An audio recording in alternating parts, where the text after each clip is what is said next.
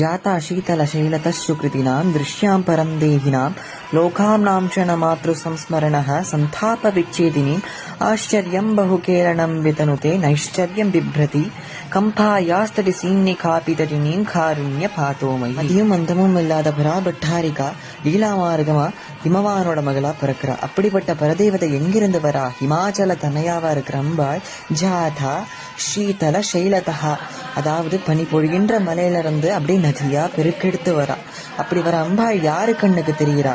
சுக்ரிதினாம், புண்ணியம் பண்ணவர் கண்களுக்கும் தேவி கடாட்சம் இருக்கிறவங்க கண்ணுக்கு அம்பாள் அவ்வளோ அழகா திரண்டு வரது தெரியறது. அவா கண்ணுக்கு மட்டும்தான் அம்பாளோட தரிசனமா இல்ல, லோகா நாம்ஷண மாத்ரு சம்ஸ்மரணத்தக சந்தாப விச்சேதினி.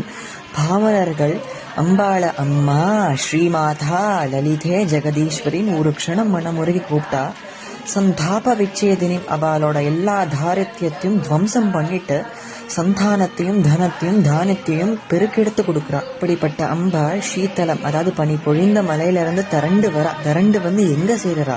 காஞ்சி புண்ணிய பூமி ஸ்ரீசக்கரகாரமா இருக்கிற பூமியில கம்பாயா தடி சீனி காப்பி தட்டினி, அதாவது கம்பாதீரம் காமாட்சி பராபட்டாரிகா சன்னதி கிட்ட சூக்ஷ்மமா கண்ணுக்கு தெரியாம கம்பா நதி இன்னும் ஓடின்னு இருக்கு. அப்படிப்பட்ட நதி போல அம்பா கம்பா தீரத்துக்கிட்ட வந்து ஒரு ஆனந்த ஸ்வரூபினியா பிந்து விழும்பா அம்பாள் அங்க சிலாகாரமா உட்கார்ந்துட்டு இருக்கா.